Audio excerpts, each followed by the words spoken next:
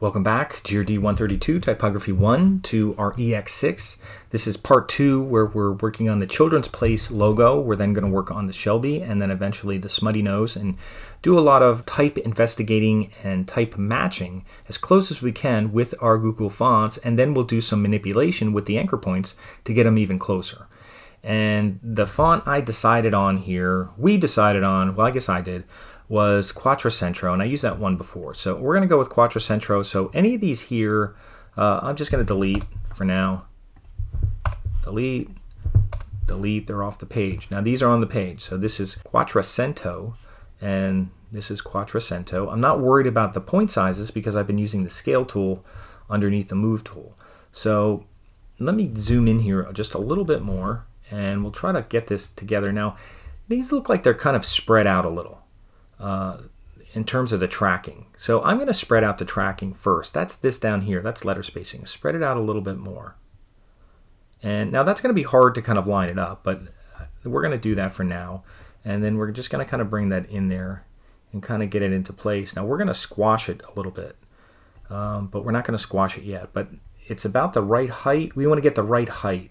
So I'm going to go a little bit smaller here. Now I can't, actually now, just one thing to point out, I stretched out the letter spacing just a little bit, like 4.5%. If you want to just make it 4%, that's probably fine. And we're going to squash it to make the lettering a little bit narrow, just a little bit. But we can't do it in here. They don't have a scale when it's still a font. They don't let you do that because it's designed for the web, and on the web you don't really scale fonts like that. But we can convert it to outlines to do that. And also this one here, let's get this one into place. I think the letter spacing is okay. If we move here, you can see there's, if you look between the L and the A, looks like there's less here. Actually, what I'd want to do is maybe get that C a little closer and get this one a little further away. It looks like this L should kind of move over a little bit. So the C and the E look okay, but it looks like there should be less space in here. Now, how do you do that? And you actually do that by clicking in here. Now, just to make this easier, let me move the children's thing out of the way, because sometimes the text box gets in the way. I'm going to move this in here, and I'll make it a little larger so we're kind of dealing with the same size. So let me go back to the scale, and I'll make it about as tall as I want. And what I'm going to do is get a little less space in here. I'm just going to bring the C a little closer to the E, kind of like it is there. So I'm going to bring it a little closer. Now how do I do that? Well, actually, by just putting the cursor there. This is called kerning. It's actually something called kerning. They won't call it that here, but it's called kerning, and it's between pairs of letters. So I want to bring the C closer to the E, so I'm just going to click in there. You see my blinking cursor. And I'm just going to go here on the letter spacing and just move it over ever so slightly, about to there. And that looks good. Then I'm going to click off. Now I'm going to check the spacing between the E and the C. Actually, that looks perfect. And the A and the C looks good. Now let's see between the L and A. I'm moving over here. It looks like I need a little more. So I'm going to click here, and I'm going to take my letter spacing and space it out a little. I'll get a little more there. Just a little, kind of split the difference.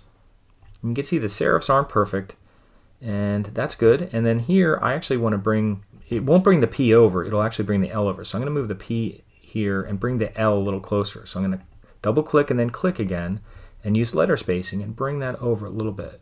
So that's a little closer. And that looks pretty good. So place looks like we're ready to roll. And again, we're going to just do some manipulation once we convert it to outlines. And how about this one? How does this look?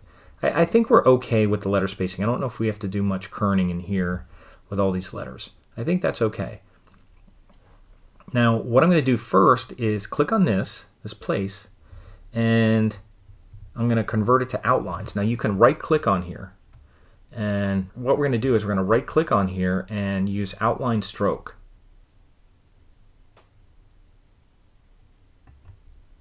And you'll see a box around it. So that actually makes it into a vector shape. Now, it has some issues doing that in terms of when you convert it to outlines. There's some overlapping paths and stuff. But for what we have now, this is fine. So what happens now is we can go here and grab on here and just, now that it's a vector graphic, we can go in here and just kind of stretch it a little, and we can kind of stretch it up a little. kind of like that a little bit, and stretch this over a little bit, and that's okay. Now we could go in here and stretch out these letters. I could go in here and go on each letter and try to stretch them out, but I'm just going to do that for now. And if you did do that, I'm just going to hit done.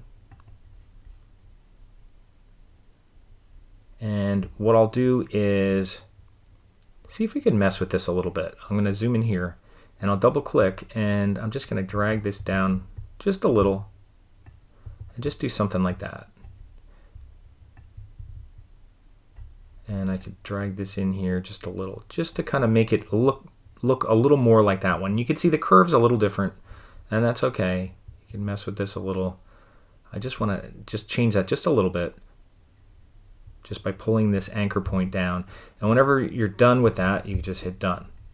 And then I'll go here, I'll see this one. Now we would have to bend this up and do all that, but I think what I'll do here is double click and just move this in here and just kind of cut it off. Just kind of flatten that, and that'll be good. And even the serifs, you can see we could flatten them possibly. You know, there's a lot you could do in here to get it to match exactly. Our idea is just to get close, to get familiar with these fonts. So you hopefully should start seeing differences, and you should start saying, well, that doesn't look right. We should do this and we should do that, and that's okay. But again, we're not tracing something that's perfect. We're tracing something on a bag. So we have that little bit of a challenge. Now, if you're seeing these anchor points, just hit done. And the one last thing I'll do is I'll adjust the point on my letter A here. Double click, and I'll zoom in to do that. And I'll scroll up here. And again, I don't want you doing a whole lot.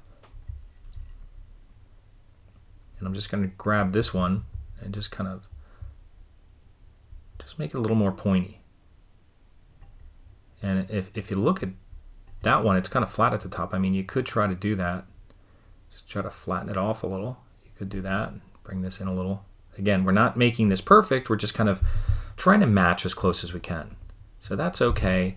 I'm going to zoom out and I'm going to hit done. And then what I'll do is I'll color this thing. I'll go on the fill over here. I'll take my eyedropper and just sample that blue. And actually, maybe I'll make it red for now, just so it looks different. And then we'll kind of take this one. Now this one, I don't think we're going to have to do much to. We're going to probably have to scale it down just a little bit. But what we'll do is we'll right click on this one.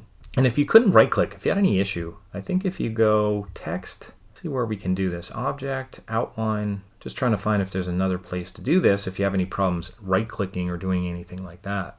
But again, right click, outline stroke. Now it's an object. You should see a little vector thing there. And what I'm going to do is just kind of grab the side here and just squash it, and maybe even bring it down a little and make it about the same height. And again, it's not perfect, but it's pretty damn close.